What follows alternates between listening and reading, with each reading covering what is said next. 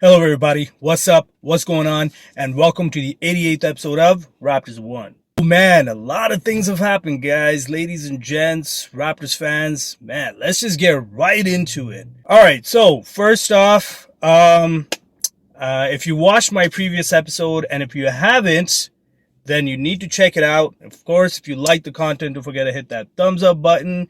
And if you want to check out some more of my content, hit that subscribe button. And of course, leave your comments, but keep it respectful. So in my previous episode, I was kind of hinting on two of the possible coaches that I would prefer to have taken the head coaching position in the Toronto Raptors organization. Now, the two of them being Monty Williams and Sergio Scariolo. Of course, now I'll admit I was leaning a little bit more towards Sergio. You know the reasons. Check out my my previous episode. And I was still kind of hopeful for Monty though. And not gonna lie, I just before I heard this news about Monty Williams, I did flip flop, and I did flop over to Monty Williams, and I'm gonna explain why. But if you haven't been paying attention to the social media or to the news reports, Monty is now a Detroit Piston head coach. I did not see that one coming. Nope. And he's got big bag, man. Like he got paid. And you can tell, Detroit, I think they're a little desperate this time around. So, and rightfully so. Like they've had some atrocious 4 or 5 seasons so far. So, good on them, man. Good for them. Monty's a pretty good coach. Definitely a good, a proven regular season coach, and arguably even a decent playoffs coach. Now, of course, the biggest, this one's cringe for me, and I don't know if I want to read into it. You know what? I'm gonna read into it, man. This is my opinion piece. I'm reading into this. So, ladies and gents, again, drum roll. That's right. The next head coach for the Philadelphia 76ers is none other than our very own former coach, Nick Nurse. Oh, Nick, how could you? How could you do that to me, Nick? Oh, that's worse than a kick in the nuts to me. Oh, man. So, ladies and gents, now think about this, okay? Now we got to worry about 2 former coaches. Now we got to, in the same conference, now we got to worry about Adrian Griffin, as he is going to be coaching the Milwaukee Bucks. Then we got to worry about Philadelphia 76ers, who's going to be coached by Nick Nurse. And both of these organizations are heavy hitters. Man, and you know what? Now I'm going to start reading into this whole situation. And I think Nick Nurse did it out of spite. That's right. I have a feeling Nick Nurse is out to, kind of get back at the Raptors front office. That's just my opinion. Especially because the last 2 seasons, he did not get what he wanted, which was a deeper bench. And so he kept riding his starters. And then, of course, they fire him. So this is like a revenge story, man. I think we got another Dwayne Casey on our hands. Jeez. We thought we solved one Dwayne Casey problem. Now we got another one. Now we got the Nick Nurse problem.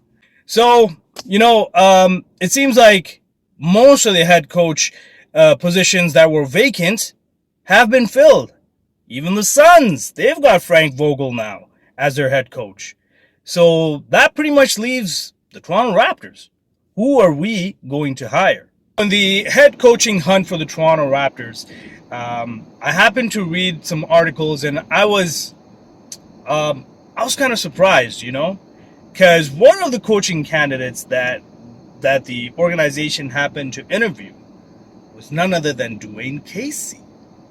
Okay, wow. So when I heard that, and then of course they interviewed the likes of JJ Redick, they interviewed the likes of Steve Nash, and of course Adrian Griffin. But of course, we're not gonna hire Adrian Griffin. But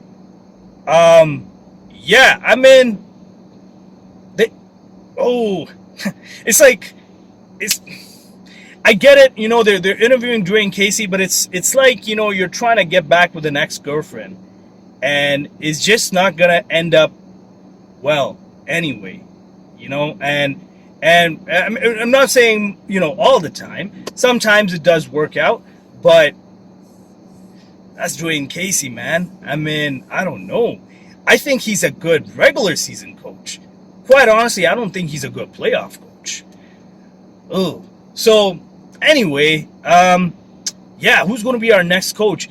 I have a feeling now that Sergio Scariolo is definitely getting that job now, and why I think that is because Sergio Scariolo, he's going to be flying back to Toronto for the second round of interview. Now, of course, there was some talk about Jody Fernandez, who happens to be on the coaching staff for Sacramento Kings, as being one of the finalists as well. I don't know Jody Fernandez. I know Sacramento Kings had a pretty decent season. Playoffs, not so much, but hey, you know what? Good regular season coach, maybe perhaps. But I think we need more than just regular season success. We definitely need some playoff success. And let's be realistic here, fans. Ladies and gents, let's be realistic. Because we have had to change our coach, and the fact that we're looking to ship some of our core players, this is a cultural change now. This is a cultural change. It's going to be a game change. Plays are going to change. Let's not expect to hit the finals or win it all right away. This is going to be a 2-3 year process minimum. Patience is going to be a virtue most appreciated, ladies and gents and fans. Even if we don't want to, we have to. We just got to put up with it. Have to put all our trust in Masai and Bobby Webster, and let's see how the next few years turn out. Hopefully that means Scotty takes some big leaps. And of course, there have been some rumblings that Philadelphia is very curious and kind of hunting for Fred VanVleet. Yeah. You know what that means? If that means, and if Masai is going to be, running this deal, I know we're going to win. If it's Bobby, I'm just not confident in that man. But Masai, for sure. In Masai, we trust. And I think a return package, we should do a sign and trade for this one. 100%. And I've been screaming the whole sign and trade if we were going to get rid of Fred VanVleet. You know what? I think it's going to happen. We need to do a sign and trade for Fred VanVleet. And in return, we got to get Tyrese Maxey. Please, let's get Tyrese in the Raptors uniform. Believe me, Tyrese is going to flourish with Scotty Barnes. Now, there were also some rumblings that perhaps LA is looking for a possible tertiary threat who's a little more consistent, who is a proven playoff performer in Fred VanVleet, and they're trying to get rid of D'Lo, as in D'Angelo Russell. Now, I've been a D'Angelo Russell fan until these playoffs. I think, quite honestly, in the right situation, D'Angelo Russell could flourish. And that means with the Raptors, he very well could flourish.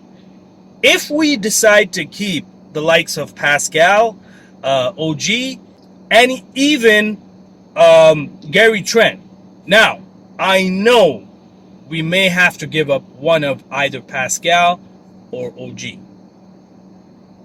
I know I'm going to get flack for this, and I'm perfectly all right with that. Ladies and gents, Raptors fans, this is my opinion, not a fact, not something that of course, I stand by my opinion 100%, but it's just an opinion, it's not a fact. I would pick OG over Pascal. Yeah, that's right. My reasons for that is because Pascal he's in his prime right now, and he may have another good 2, maybe 3 years of prime left in him. Provided he's in the right situation, surrounded by the right players.